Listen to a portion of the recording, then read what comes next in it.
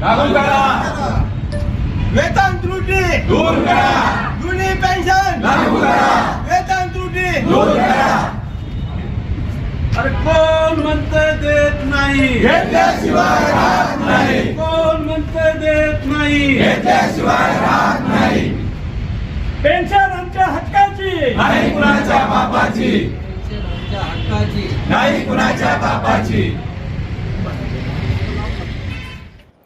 नमस्कार, मी प्रीती शिंदे. मी जलसंपदा विभागामध्ये वरिष्ठ लिपिक या पदावर आहे. जय महाराष्ट्र शासकीय निमशासकीय सहकारी अधिकारी कर्मचारी संघटनेचे डहाळे साहेब, जे महाराष्ट्र राज्याचे आमचे अध्यक्ष आहेत, आणि संभाजीनगरचे अध्यक्ष श्री सोळुंके सर यांच्या मार्गदर्शनाखाली आज आम्ही इथे सर्वजण संपावर आहोत. 16 तारखेपासून हा असहकार पद्धतीने सुरू झाला होता. काळ्या फिती लावून आम्ही सर्वजण कार्यालयामध्ये उपस्थित राहून आमच्या मागण्या राज्य शासनापर्यंत पोहोचण्याचा एक प्रयत्न करत होतो.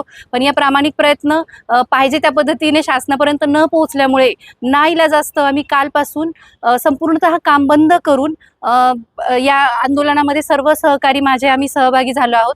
तर सर्वात प्रमुख मागणी आमची वेतन त्रुटी ज्या दूर झाल्या पाहिजे ती आहे की ज्यावेळेस आपण अभ्यास पूर्ण बघतो तर 4थ्या वेतन आयोगापर्यंत वेगवेगळे जे संवर्ग आहेत, जसे लिपिक, ग्रामसेवक, तलाठी, तर आमच्या सर्वांमध्ये साम्य होतं.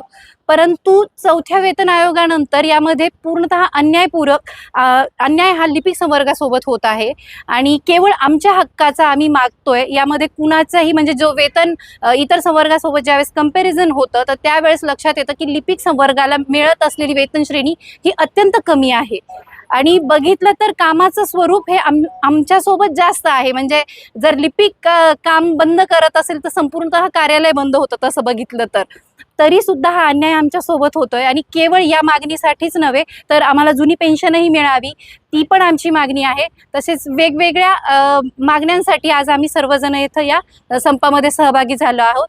तर आम्ही सर्व आशा करतो की राज्य शासनापर्यंत आमच्या मागण्या या सहेतू आहे ह्या चांगल्या पद्धतीने पोहोचाव्या. असहकार असो किंवा काम बंद, आम्हाला कुठलाही यामध्ये आनंद नाहीये.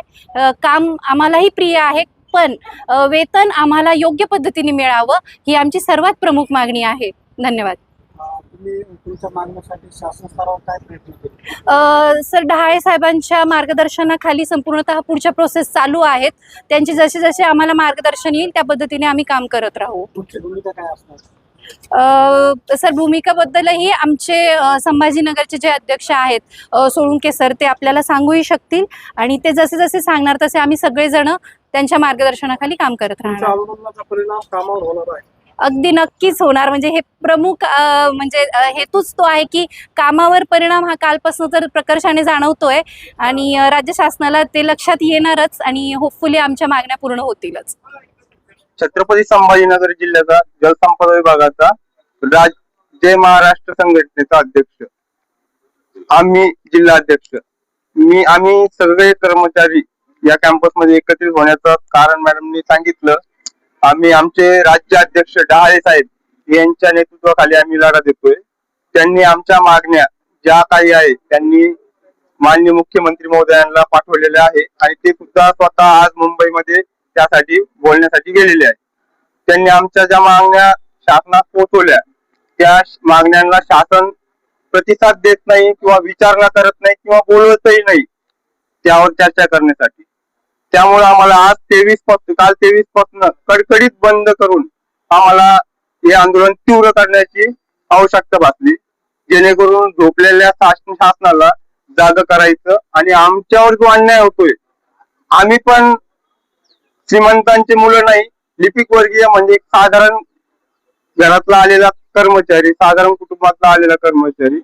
आमच्याही काही मागण्या आहे हक्काच्या, ज्या आमच्या मेहनतीच्या आहे. शासन म्हणतंय जो काम करेन त्याला वेतन, मग काम जे करतोय आम्ही त्या कामाचाच मोबदला मागतोय, वेगळं काही मागत नाही. यापूर्वी आमच्या सोबत जे लागलेले संवर्ग आहे त्यांना जी वेतन भेटत होती त्यांनी जास्त काम केलंय का? नाही, ते पण लिपिक संवर्गच होते, मग त्यांचे वेतन वाढून द्यायचं होतं. ग्रामसेवक, बाकी ट्रेसर वगैरे यांचे वेतन वाढून मिळाले, आमचे मिळाले नाही 4थ्या वेतन आयोगापासून.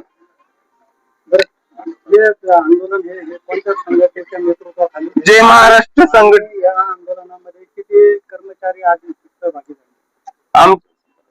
पूर्ण जलसंपदा विभाग जय महाराष्ट्र संघटना जी आहे ती पूर्ण राज्यभरात आहे आणि सगळ्या विभागाचे लिपिक वर्गीय वर्ग 3 वर्ग 4 सर्व कर्मचारी त्यामध्ये सहभागी झालेले आहेत.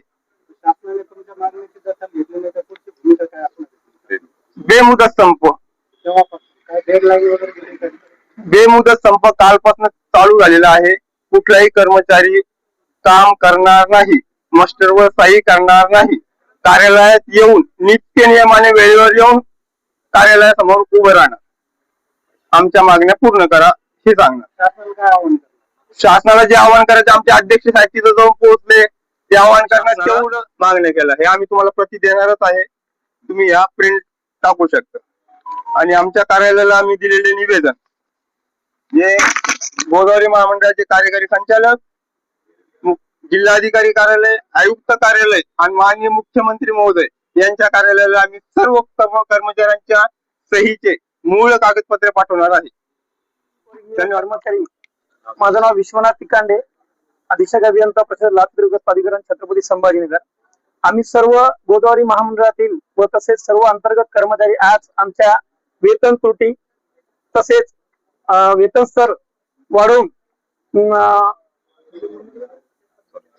पदोन्नतीचे स्तर कमी करून वेतन स्तर वाढविणे तसेच चौथ्या वेतन आयोगानंतर वेतनामध्ये असलेली त्रुटी दूर करणे या मुद्द्यासाठी तसेच जुनी पेन्शन जशी आम्हा सर्वांना लागू व्हावी यासाठी आम्ही हे बेमुदत असहकार आंदोलन सुरू करीत आहोत.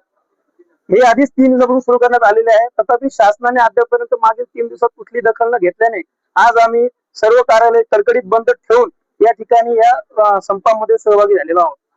शासनाने याची दखल घ्यावी व आमच्या सर्व कर्मचाऱ्यांच्या ज्या मागण्या आहेत जसे की वेतन त्रुटी आहे, आमचे वेतन पदोन्नती स्तर आहेत, तसेच सर्वात मोठा महत्वाचा मुद्दा म्हणजे जशी पेन्शन लागू करणे. शासकीय कर्मचारी या वयाच्या 58 वर्षापर्यंत ही शासनाची सेवा करतो, कुठलंही काम त्यास करण्याची परवानगी मिळत नाही आणि आम्ही सर्व गरीब शेतकरी समाजातील असून कुठलाही लिपिक वर्गीय आयुष्यभर फक्त मुलांना शिकवण्यासाठी आणि घर सांभाळण्यासाठी जातो. त्याला सेवानिवृत्तीनंतर जर पेन्शन नसेल तर त्याने जगायचं कसं हा प्रश्न निर्माण होतो. आता जे सरकारने 1/11/2005 नंतर पेन्शन बंद करून त्यांची NPS सुरू केलेलं आहे. हे NPSच्या माध्यमातून जर बघितलं तर एखादा कर्मचारी सेवानिवृत्त होताना 8 तारखेला ज्याची 8 तारखेला पगार ही 60 ते 70 मध्ये असेल त्याची पेन्शन 4 ते 5 हजार सुरू होते. इथून पुढे 15 वर्ष किंवा 20 वर्षांनंतर 4 आणि 5 हजार पेन्शन होती आणि जगायचं कसं हा सर्वात मोठा मुद्दा होणार आहे. त्यामुळे अनेक वर्षापासून आमचा हा जशी पेन्शन जुनी लागू करणे याबद्दल आमचं आंदोलन आहे. पण यानंतर शासनाने दखल न घेतल्यास आजपासून आम्ही सर्व कर्मचारी कार्यालय बंद ठेवून लेखणी बंद आंदोलन करणार आहोत. कार्यालयात उपस्थित राहू मात्र काम करणार नाही, फक्त कार्यालयामध्ये उपस्थिती नोंदवून दिवसभर काम न करता संध्याकाळी घरी जाणार. याची दखल नक्कीच शासनाने घ्यावी अशी आमची सर्वांची विनंती आहे. माननीय मुख्यमंत्री महोदय त्या सर्वांनी नक्कीच दखल घेऊन याबद्दल काहीतरी निर्णय घेतील अशी आमच्या सर्व कर्मचाऱ्यांना अपेक्षा आहे. किमान 1 लाख त्याची पगार आहे का त्याला 3,500 रुपये नवीन पेन्शन आहे. तुमचे जे 40% त्यांच्याकडे बाकी राहते का त्याच्या फक्त 3,500 रुपये तुम्हाला महिन्याला पेन्शन येणार आहे. त्याच्यासाठी आपल्याला नाही का जुनी पेन्शन पाहिजे जी की नाही का कुटुंब चालू शकतं आपलं त्याच्यावर. आता ही नवीन पेन्शन नुसार जर 1 लाख त्याचं सॅलरी मिळते त्यांना फक्त 3,500 रुपये महिन्याला. And press the bell icon. Never miss an update.